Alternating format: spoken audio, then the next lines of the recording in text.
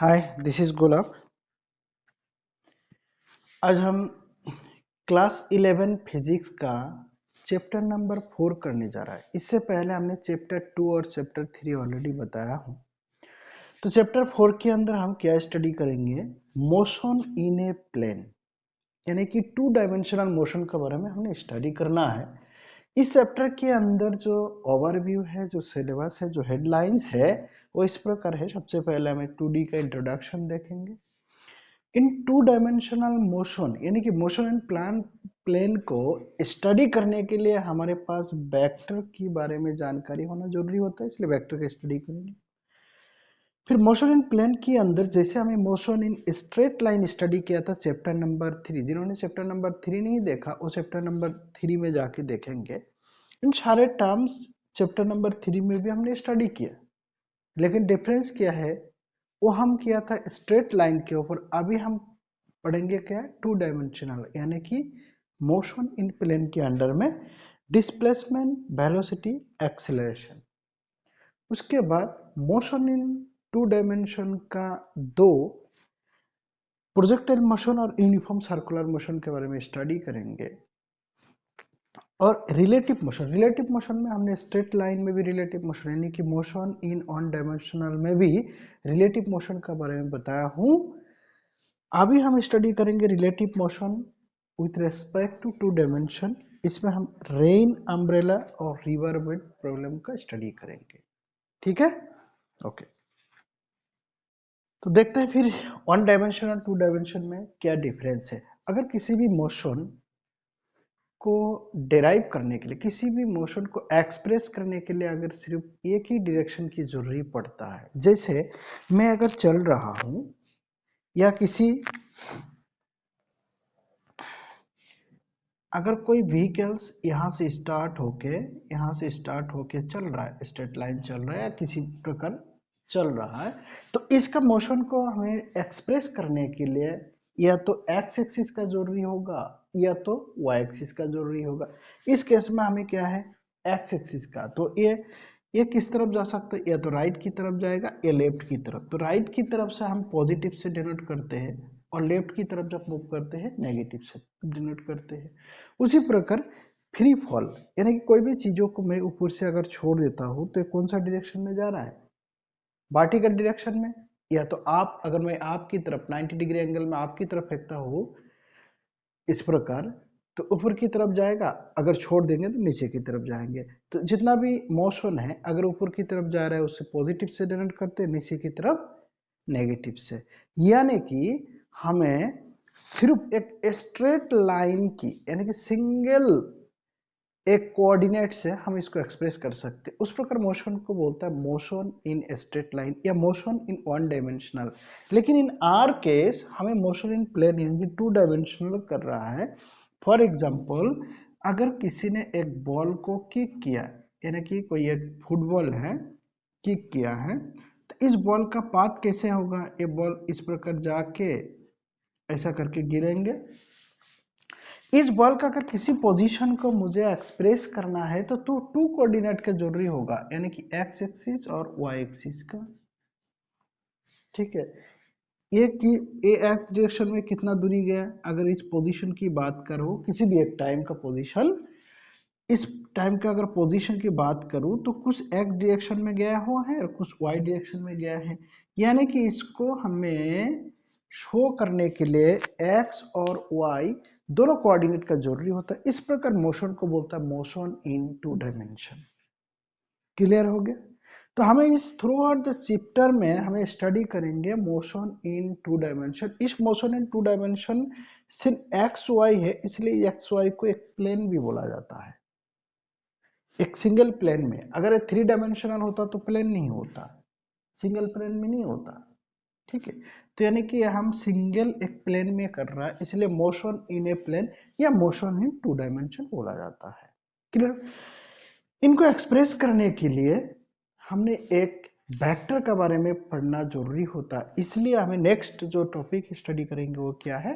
Vector है।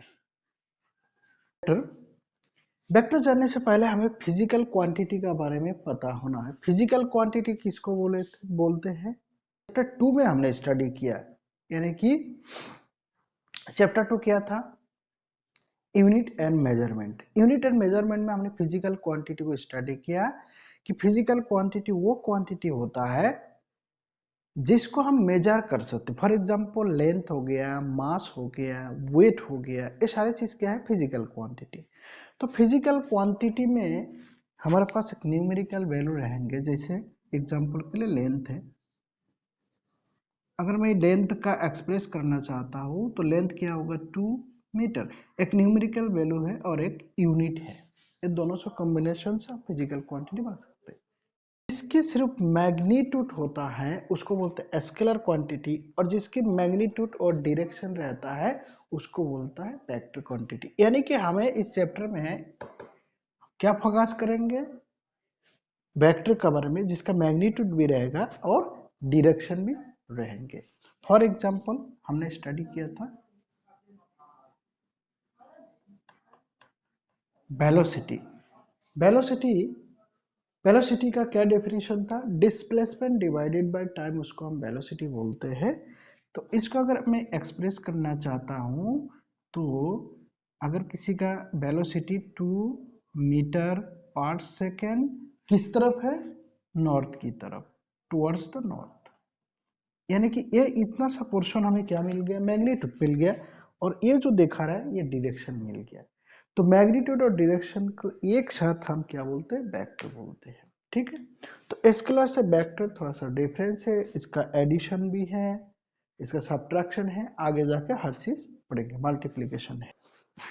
तो इसका डेफिनेशन क्या है, a vector quantity is a physical quantity that has magnitude and direction and obeys triangle law of addition is called vector. Example के लिए displacement, velocity, force, etcetera, many more, बहुत सारा physical quantity है जिसका हमें vector में शामिल किया हुआ है, जैसे डिस्प्लेसमेंट, वेलोसिटी, फोर्स। इसके अलावा भी बहुत सारा, जैसे आगे आगे आएंगे हम उसको पता करते रहेंगे। ठीक है, इसको पॉज करके नोट डाउन करो, फिर हम आगे चलेंगे वेक्टर के बारे में और जानकारी लेंगे। हमने वेक्टर में क्या स्टडी करेंगे वो हम देखते हैं। वेक्टर में हम पहले पढ़ेंगे types of vector, angle between two vectors, parallel shifting, vector को कैसे शिफ्ट किया जाता है, addition and subtraction, unit vector in the direction of X Y Z, और उसी यूनिट वेक्टर को यूज करके हम वेक्टर को रिजॉल्व करेंगे, या तो 2 डायमेंशन में या तो 3 डायमेंशन में। और वेक्टर का मल्टीप्लिकेशन, 2 टाइप का मल्टीप्लिकेशन होता है, एक डॉट प्रोडक्ट होता है, क्रॉस, यानी कि 2 वेक्टर को जब हम डॉट प्रोडक्ट करते हैं आउटपुट आता है स्केलर, और क्रॉस प्रोडक्ट करेंगे तो हमारा आउटपुट जो आ जाएगा वो वेक्टर आ जाएंगे, उसके बारे में हम स्टडी करेंगे। ये जितना भी हेडलाइंस दिखाई दे रहा है कि वेक्टर यहाँ पर हमारा खत्म हो जाएगा, और इसी वेक्टर के ऊपर जितना भी प्रीवियस ईयर में नीट के एग्जाम में क्वेश्चन है उसको हम सॉल्व करेंगे, यानी कि इसका इस्तेमाल कैसे होगा एग्जाम में हमारा, किस प्रकार आ जाएगा, और इन जो टॉपिक्स मैंने लिखा हूं इनका इस्तेमाल क्या होगा, हमें ये पता लग जाएगा। नीट का क्वेश्चन है, प्रीवियस ईयर क्वेश्चन, 30 ईयर्स का क्वेश्चन है, वहां से हमने सिर्फ वेक्टर का उठाएंगे और उसको आंसर करेंगे, कॉन्सेप्ट इस्तेमाल करेंगे। इसलिए ये वीडियो बहुत इंपॉर्टेंट होने जा रहा है, हमें ध्यान से सीखना है, हर एक पहलू को, हर एक बेसिक चीजों को, कॉन्सेप्ट को यहाँ पर बताए जाएंगे, जिससे कि हमें बेसिक से एडवांस की तरफ हम मूव करेंगे। सबसे पहले सिंपल हम बताएंगे, जिससे कि एक बोर्ड एग्जाम, बोर्ड में जो एग्जाम लिखने वाला है उनको भी इससे फायदा हो, और नीट में जिन बच्चों ने नीट का प्रिपेयर कर रहा है उसको भी फायदा होगा। ठीक है, तो चलो शुरू करते हैं। Okay, very nice. तो हमने सबसे पहले, इससे पहले हमने क्या देखा कि वेक्टर का डेफिनेशन क्या है, तो यानी कि वेक्टर का डेफिनेशन में 3 कीवर्ड देखा, क्या क्या है, एक तो मैग्नीट्यूड होना है, एक डायरेक्शन होना है, साथ साथ में ट्रायंगल लॉ ऑफ एडिशन को फॉलो करना है। 3 चीज हमने देखा। इस वेक्टर को रिप्रेजेंटेशन कैसे करते हैं मैथमेटिकली, अब मान लेते हैं हमारे पास वेलोसिटी वेक्टर है, तो वेलोसिटी वेक्टर बी से हम डिनोट करेंगे और उसके ऊपर ओवरहेड में एरो हेड लगा देंगे। ठीक है, इस एरो से सिंबलाइज कर रहा है ये वेक्टर है। वेक्टर का 2 चीज होता है, मैग्नीट्यूड होता है, डायरेक्शन होता है। अगर इसका मैग्नीट्यूड की बात करता हूं तो इसका मैग्नीट्यूड को मॉडुलस के ऊपर रखा जाता है। इसका मतलब है इस बी वेक्टर का यानी कि वेलोसिटी वेक्टर का ओनली मैग्नीट्यूड है। इस वेलोसिटी वेक्टर का अगर मैं सिर्फ डायरेक्शन दिखाना चाहता हूं तो हम यूनिट वेक्टर से दिखाते हैं, जैसे टाइप ऑफ वेक्टर में हम आ जाएगा। तो यूनिट वेक्टर इसका होगा बी कैप। कैप का मतलब है यूनिट वेक्टर सिंबलाइज कर रहा है, यानी कि ये मैग्नीट्यूड दिखा रहा है। बी वेक्टर का मैग्नीट्यूड कौन शो कर रहा है ये, और बी वेक्टर का सिर्फ डायरेक्शन शो कर रहा है ये, और इसका मैग्नीट्यूड होता है 1। इसका मतलब ए अगर इसके प्रोडक्ट हो जाएगा तो इसका मैग्नीट्यूड में कोई फर्क नहीं पड़ेंगे, सिर्फ क्या होगा डायरेक्शन में। यानी कि अगर मैं बी वेक्टर को फुल्ली रिप्रेजेंट करना चाहता हूँ दोनों फॉर्म में, तो हम कैसे लिखेंगे, magnitude of B vector into unit of B vector. इस प्रकार हम वेक्टर को रिप्रेजेंट करते हैं। अगर हम वेक्टर को रिप्रेजेंट करने के लिए स्ट्रेट लाइन से भी रिप्रेजेंट किया जाता है। ये बी वेक्टर का एक लेंथ है, इस लेंथ का मतलब होता है, जो लेंथ है ये लेंथ है मैग्नीट्यूड, और ये जो एरो हेड शो कर रहा है ये एरो हेड इसकी डायरेक्शन को आइडेंटिफाई करता है, ठीक है, डायरेक्शन को एक्सप्रेस करता है। क्लियर हो गया। इसका जो ये वाला पोर्शन है इसको बोलता है टेल, और ये वाला पोर्शन है हेड, यानी कि टेल हेड। और ये लेंथ क्या करता है, मैग्नीट्यूड को, और जो एरो सिंबल है जिस तरफ डायरेक्शन कर रहा है वो हो गया हमारा वेक्टर का। बुक में इस प्रकार भी दिया है कि बोल्ड लेटर से, यानी कि बोल्ड लेटर से भी हमने क्या, अगर ये लेटर बोल्ड है तो इसका मतलब है वेक्टर, अगर ये लेटर नॉर्मल है इसका मतलब है उसका मैग्नीट्यूड है। लेकिन हम इस केस में सिंस हमने राइटिंग में, लिखित में बोल्ड बना नहीं सकते और दोनों को हमें डिफरेंशिएट नहीं कर सकते, वी कैन नॉट डिफरेंशिएट, सो हम ये वाला इसका इस्तेमाल नहीं करेंगे। अगर हमने एरो हेड दे दिया that means that is a vector, अगर इसको इस प्रकार लिखते हैं that is a magnitude of that vector. Clear हो गया। तो इस प्रकार हम वेक्टर को रिप्रेजेंट करेंगे। ये वाला ध्यान रखना है, जो स्ट्रेट लाइन है टेल और हेड, क्योंकि इसका काम आगे हमें आ जाएगा। किसी भी वेक्टर को हम रिप्रेजेंट करने के लिए अगर मैं लेटर सिंबलाइज करता हूं तो उसके ऊपर ओवरहेड में एरो दिखाता है, और इसी के रिप्लेस में हमने उससे एक एरो से डिनोट करते हैं। उस एरो का टेल रहेगा, हेड रहेगा, उसका जो लेंथ है वो मैग्नीट्यूड को डिनोट करता है। एरोज इस तरफ टुवर्ड्स जिस पॉइंट की तरफ वो शो कर रहा वो उसकी डायरेक्शन है। क्लियर हो गया। एक्सप्रेशन में कोई दिक्कत किसी को, कोई, बहुत बढ़िया। तो अभी हम देखते हैं टाइप्स ऑफ वेक्टर, कितना टाइप का वेक्टर है, फिर हम पढ़ेंगे angle between vector and parallel shifting, ठीक, ओके। अभी देखते हैं टाइप्स ऑफ वेक्टर, यानी कि हमने ये वाला ये हेडिंग पढ़ाई कर रहा है, ठीक है, ओके।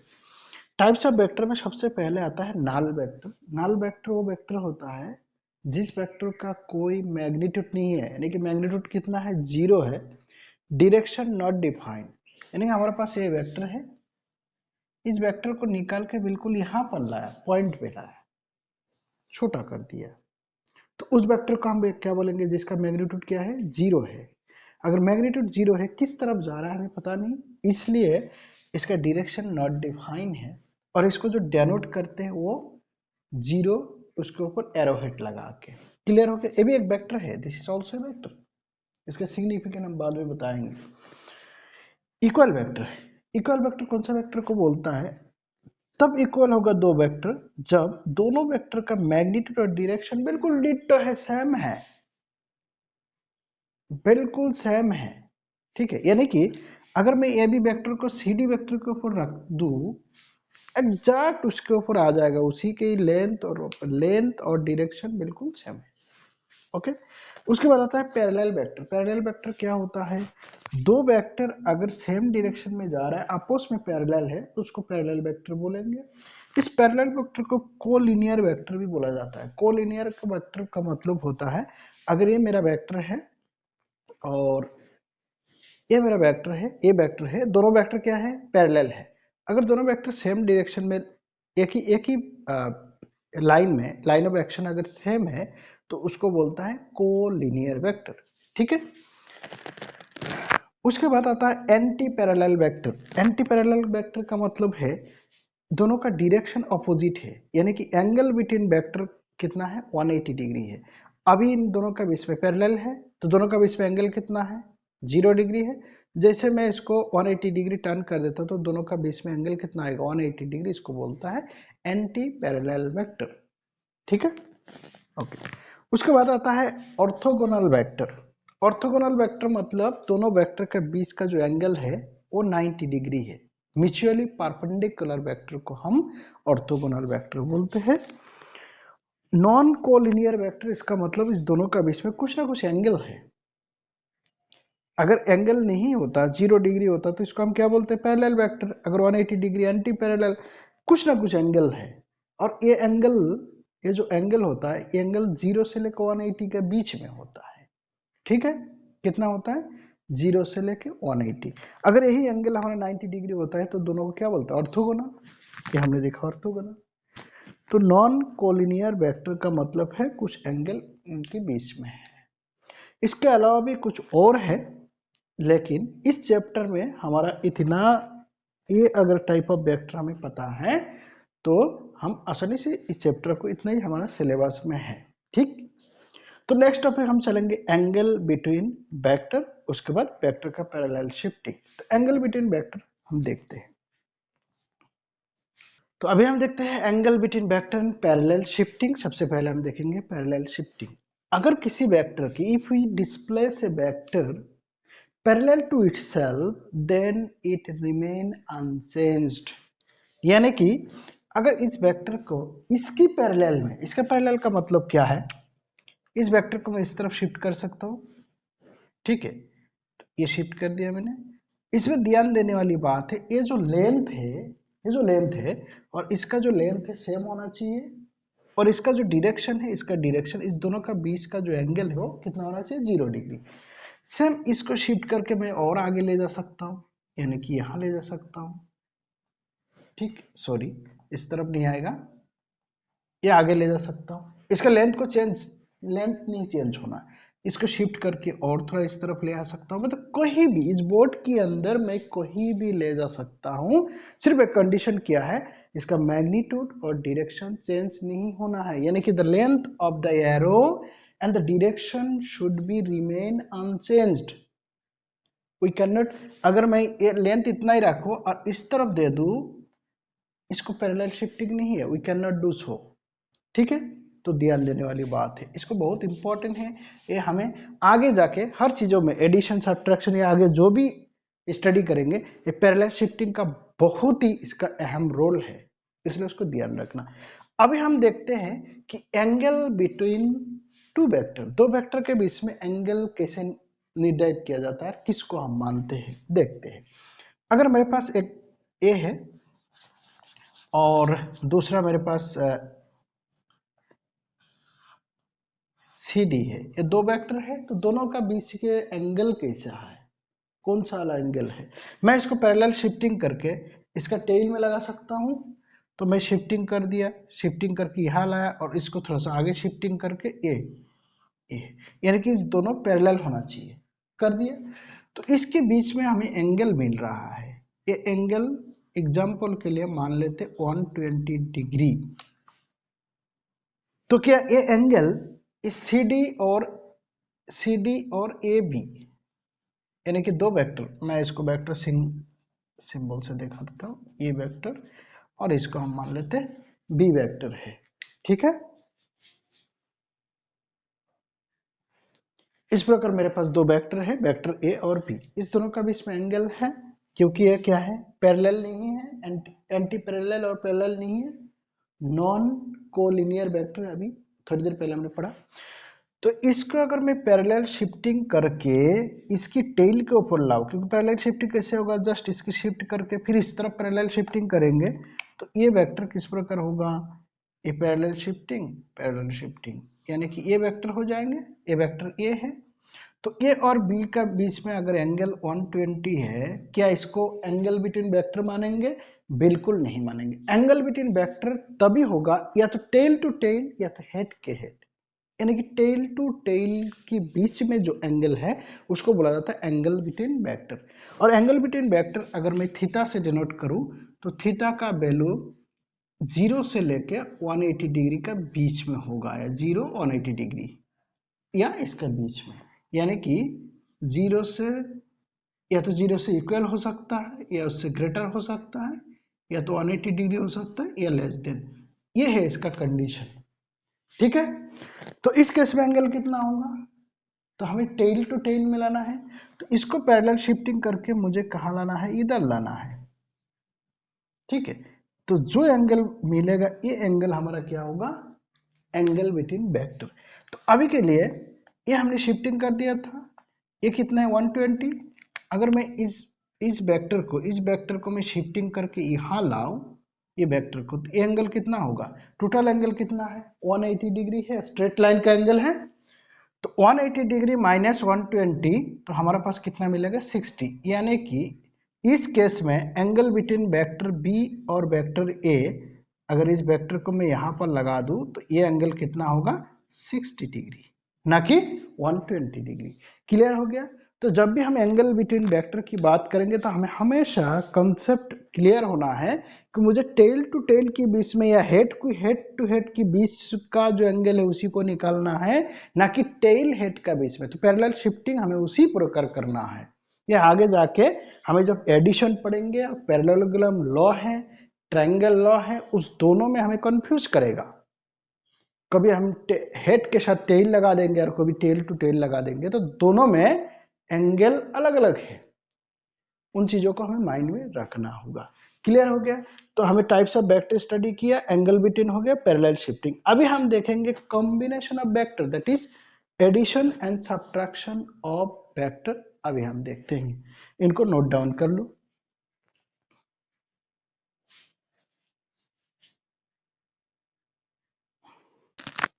अभी देखेंगे कि दो वेक्टर को कैसे कंबाइन किया जाता है, एडिशन किया जाता है। ठीक है, अभी तक हमने वेक्टर का रिप्रेजेंटेशन कैसे देखा। मान लेते मेरे पास एक वेक्टर ए है और एक वेक्टर बी है। अगर ये दोनों वेक्टर पैरेलल या एंटी पैरेलल होता है, उस केस में हम क्या करेंगे, अगर मान लेते हैं ये पैरेलल वेक्टर है ए और दूसरा वेक्टर है बी, तो ऐसा केस में अगर पैरेलल है, दैट मीन्स इसके बीच में एंगल कितना है 0 है, ऐसा केस में सिंपली इनका एडिशन कर देंगे। अगर इसका रिजल्टेंट आर है, R is a resultant of vector A and B, तो हम क्या करेंगे, vector A plus vector B, कहानी खत्म। अगर ये दोनों एंटी पैरेलल होगा, यानी कि दोनों का बीच में एंगल कितना है 180 डिग्री, ऐसा केस में सिंपली हम क्या करेंगे, ए प्लस माइनस बी, यानी कि ए माइनस बी कर देंगे। माइनस बी क्यों है, एक वेक्टर ऐसा वेक्टर होता है ऑपोजिट वेक्टर बोला जाता है इसको, ऑपोजिट वेक्टर। अगर बी वेक्टर इस तरफ चल रहा है, सेम वेक्टर अगर मैं रिवर्स कर दूं 180 डिग्री रिवर्स कर दूं, तो उसको हम डेनोट करते हैं माइनस बी से। ठीक है, यानी कि उसका डायरेक्शन चेंज हो गया, डायरेक्शन हम सिंबलाइज करते हैं ये। तो इस प्रकार वेक्टर को जब हम एडिशन करते हैं, ऐसा केस में एक दूसरे से माइनस हो जाता है। ठीक, और ये रिजल्टेंट वेक्टर जो बड़ा वाला वेक्टर है उसकी डायरेक्शन को ये आइडेंटिफाई करेंगे, उसके डायरेक्शन को एक्सप्रेस करेगा। क्लियर हो गया। रिजल्टेंट, इस केस में रिजल्टेंट वेक्टर का डायरेक्शन क्या है, टुवर्ड्स द ईस्ट की तरफ है, इस तरफ राइट की तरफ है। और इस केस में डिपेंड करेगा कौन सा वेक्टर बड़ा है, जो वेक्टर बड़ा है उस तरफ का उसका डायरेक्शन आ जाएगा। क्लियर हो गया। ओके, अभी हम देखते हैं वो वेक्टर जिस वेक्टर के बीच में कुछ एंगल आता है, तो उसको हम एडिशन कैसे करते हैं। उसको एडिशन करने के लिए हमारे पास 4 प्रोसीजर है। एक को बोलता है ग्राफिकल मेथड, दूसरा होता है टेल हेड मेथड, तीसरा ट्रायंगल मेथड, और चौथा है पैरेललोग्राम मेथड। चलो मैं लिख देता हूं। क्लियर हो गया। यानी कितना मेथड है, 4 मेथड। चारों मेथड को हम एक एक करके देखेंगे। ठीक, तो 4 मेथड क्या क्या है, graphical method, tail head, triangle और पैरेललोग्राम मेथड है। अभी हम देखते हैं इसको एक एक करके समझेंगे। मेरे पास 3 ट्रायंगल है, इस तीनों ट्रायंगल का रिजल्टेंट निकालना है। मैथमेटिकल हम कैसे लिखेंगे, resultant vector equal vector A plus vector B plus vector C. ये स्केलर की तरह नहीं है, जैसे स्केलर 2 + 3 = 5 है, In this case we cannot because it has a direction as well. इसलिए यहाँ पर हमें कैसे लिखा है, vector A plus vector B plus vector C इस प्रकार लिखना है। ठीक, स्केलर को या अलजेब्रिक कॉन्सेप्ट को यहाँ पर इस्तेमाल नहीं होता है। ये तभी हो रहा था जब हम पैरेलल वेक्टर या एंटी पैरेलल वेक्टर पढ़ रहे थे, यानी कि एक दूसरे को माइनस कर रहे थे और एक दूसरे ऐड कर रहे थे। अभी हम देखते हैं इसको ग्राफिकल मेथड से कैसे करेंगे। ग्राफिकल मेथड से इन वेक्टर को शिफ्टिंग करके टेल और हेड के साथ, यानी कि किसी भी वेक्टर ले लो, मैं लेता हूं बी वेक्टर, तो मैं पहले बी वेक्टर ले लिया, इस बी वेक्टर का हेड ए वेक्टर को शिफ्टिंग करके ए वेक्टर का टेल के साथ लगाना है, यानी कि ये कौन सा वेक्टर हो गया बी और ये हो गया ए। फिर ए वेक्टर का जो हेड में सी वेक्टर को शिफ्टिंग करके लगाना है, यानी कि tell head tail head tail head. आखिर में जो लास्ट वाला वेक्टर है उसकी वेक्टर के साथ इस वेक्टर का टेल, यानी कि इनिशियल टू फाइनल के साथ जोड़ देना है, और इनिशियल में टेल रहेगा, फाइनल में क्या रहेगा हेड।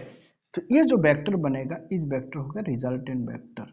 तो एक कौन सा मेथड से हमने किया, ग्राफ से, ग्राफिकल मेथड, इसलिए इसका नाम है ग्राफिकल मेथड।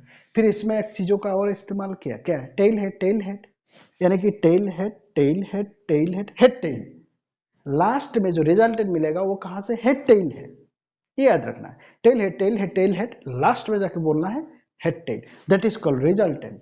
तो इसको वो इस सेम, यानी कि यही मेथड को बोलता है हमें टेल और हेड मेथड। तो फिर ट्रायंगल और पैरेललोग्राम मेथड क्या है। जब ट्रायंगल की बात करते इसका मतलब मेरे पास दो ही वेक्टर का रिजल्टेंट सेम पैरेललोग्राम है। अभी देखते हैं, मेरे पास दो वेक्टर है, मान लेते ए और बी, इसका अगर रिजल्टेंट निकालना है, कौन सा क्या क्या वेक्टर है ए और बी, तो मैं बी वेक्टर को इसी प्रकार रखूंगा और इसके हेड से इसका टेल को ज्वाइन कर देंगे। ठीक है, तो मेरे पास ये कौन सा वेक्टर हो गया बी और ये क्या है ये। इसका रिजल्टेंट कैसा है, some graphical method tail head method है, tail head tail head head tail head tail, ये हो गया रिजल्टेंट। यानी कि दो वेक्टर की केस में जब हम रिजल्टेंट निकालेंगे तो रिजल्टेंट को मिला के तीनों वेक्टर मिला के क्या बना रहा है, ट्रायंगल बना रहा है, इसलिए इसको बोलता है ट्रायंगल मेथड। यानी कि ट्रायंगल मेथड कितना वेक्टर के लिए इस्तेमाल करेंगे, to find out the resultant of only two vector. अभी हम देखते हैं पैरेललोग्राम है। पैरेललोग्राम वेक्टर में हमें शिफ्टिंग को थोड़ा सा चेंज करना पड़ता है, यहाँ पर हेड टेल का काम नहीं आएगा, टेल टेल लगाना है। क्या क्या लगाना है, टेल टेल, यानी कि इस दोनों वेक्टर का अगर मैं पैरेललोग्राम में निकालना चाहता हूं तो कैसे निकलेगा, पहला वाला वेक्टर रहेंगे, दूसरा वाला वेक्टर को शिफ्ट करके मुझे इसकी टेल के साथ जोड़ना है। तो ये हमारा कौन सा वेक्टर हो गया बी, ये हमारा कौन सा वेक्टर हो गया ए, हो गया अभी। ओके, अभी देखो इसके बीच में टेल टेल जब ज्वाइन कर दिया तो ये जो एंगल होगा, ये एंगल किस किस के बीच में होगा, एंगल बिटवीन वेक्टर। इस केस में हम बोल सकते हैं एंगल बिटवीन वेक्टर, इस केस में एंगल बिटवीन वेक्टर नहीं बोल सकते, इस केस में भी नहीं बोल सकते। एंगल बिटवीन वेक्टर तभी होता है जब टेल टू टेल, थोड़ी देर पहले हमने सीखा, तो इस कॉन्सेप्ट को हमेशा माइंड में रखना, आगे जाके हमें काम आएगा। तो इसको अगर ये दोनों को मैं एडजेसेंट साइड बना दूं एक पैरेललोग्राम का, तो पैरेललोग्राम कैसे बनेगा, इसकी पैरेलल और इसकी पैरेलल, एक पैरेललोग्राम बना। इस पैरेललोग्राम का जो वेक्टर ज्वाइनिंग हुआ है, यानी कि टेल टू टेल से अगर मैं एक डायगोनल बना दूं, इस डायगोनल को बोला जाता है इस दोनों वेक्टर का रिजल्टेंट, यानी कि R vector equal vector A plus vector B. यानी कि किसी दो वेक्टर को अगर किसी पैरेललोग्राम का एडजेसेंट साइन में मान लो, कौन सा साइड मान लो, एडजेसेंट साइड, तो वो उस पैरेललोग्राम का जो कॉर्नर होंगे, डायगोनल होगा, उस डायगोनल को हम मानते हैं resultant of to vector.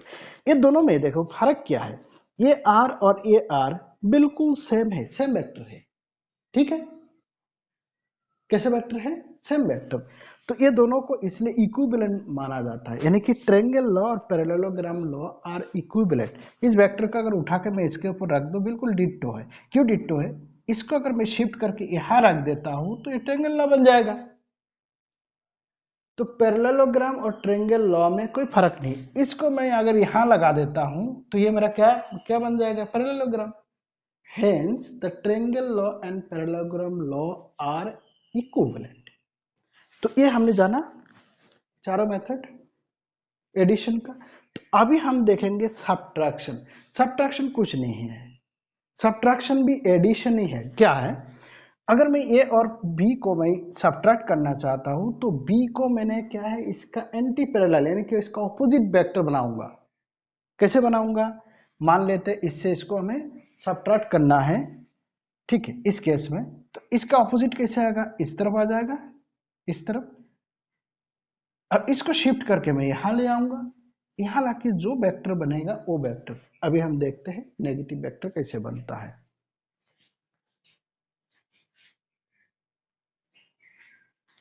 Subtraction देखते हैं अभी। एडिशन का जो भी मेथड अप्लाई होता है सब्ट्रैक्शन के लिए सेम मेथड है। तो हम ग्राफिकल मेथड देखते हैं। तो यहां पर देखो ए और बी दो वेक्टर है, इसका हम एडिशन कैसे निकालेंगे? पहला वाला वेक्टर का हेड दूसरा वाला वेक्टर का टेल के साथ जोड़ना है। तो मैं इसको पैरेलल शिफ्टिंग करूंगा, यानी कि ए वेक्टर मेरा ए है, ए वेक्टर बी है, और आखिर में लास्ट वाला वेक्टर का हेड के साथ और पहला वाला वेक्टर के साथ टेल के साथ जोड़ के हेड टेल, ये हमारा क्या हो जाएगा? Vector A plus vector B, जिसको हम जनरली आर से डिनोट करते हैं। क्लियर हो गया? अभी जब नेगेटिव की बात करता हूं तो मैं अगर वेक्टर बी का नेगेटिव, वेक्टर बी का नेगेटिव का मतलब क्या है? बी को रिवर्स कर देना। तो बी का डायरेक्शन जो है वो 180 डिग्री में टर्न कर दूंगा, ठीक है। 180 डिग्री में टर्न, इसका मैग्नीट्यूड उतना ही रहेगा, सिर्फ डायरेक्शन 180 डिग्री चेंज हो जाएगा। तो ये मेरा कौन सा वेक्टर बन गया? वेक्टर बी माइनस में है, ठीक है। ये वेक्टर ए है। इस दोनों को जब हम ग्राफिकल मेथड में करेंगे नियम वही है, tail head tail head head tell, यानी कि इसका हेड और इसका टेल के साथ ये मेरा क्या बन गया? Vector A minus vector B. तो वेक्टर ए प्लस बी का ए प्लस बी हो गया ए वाला डायरेक्शन में, और ए माइनस बी हो गया इस तरफ है। क्लियर हो गया? तो ए माइनस बोल के कुछ नहीं, actually vector A plus vector minus B, ये हो गया इसका। ये भी प्लस ही है, सिर्फ उसका डायरेक्शन के चेंज करके हम एडिशन करेंगे। मेथड कौन सा यूज करेंगे? सिंस ये भी एडिशन है तो एडिशन वाला जो चारों मेथड है इसके लिए भी इस्तेमाल होता है। ये है वेक्टर एडिशन और सब्ट्रैक्शन। नेक्स्ट हम स्टडी करेंगे यूनिट वेक्टर और वेक्टर रेजोल्यूशन। बहुत इंपॉर्टेंट है, बहुत ही इंपॉर्टेंट। यहाँ से लेके यूनिट वेक्टर, वेक्टर रेजोल्यूशन से लेकर मल्टीप्लाई डॉट क्रॉस प्रोडक्ट, ये दो ही से सबसे ज्यादा क्वेश्चन जो नीट में आता है, ये दो कॉन्सेप्ट है, ठीक। तो नेक्स्ट हम इन दोनों कॉन्सेप्ट से बारीकी से स्टडी करेंगे। Will study in thoroughly, then will study about the previous year question whichever come on the basis of vector. Okay.